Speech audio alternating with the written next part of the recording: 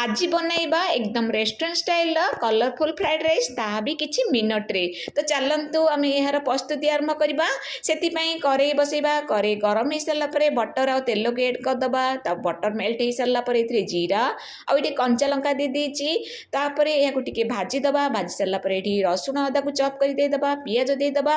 तापर एठी colourful vegetables दे दबा, माने गाजर, बीट, बीन्स एवं स्वीट कॉर्न आउ दे दबा कैप्सिकम। ए सब को देला पर यार कंचीपण गला पर्यंत आम टिके भाजवा।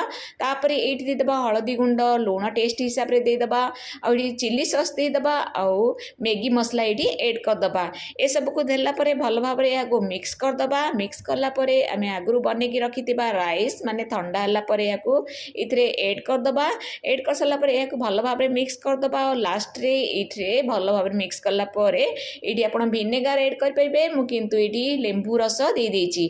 देकी भल भाव में मिक्स करदबा। लास्ट रे धनिया पत्र ऐड करदबा। तो प्रस्तुति है मोर कलरफुल फ्राइड राइस। आपण मानकु केमिति वीडियोटी लागिला कमेंट माध्यम निश्चय जनइबे। वीडियोटी भल लागिले लाइक शेयर सब्सक्राइब कर देबे।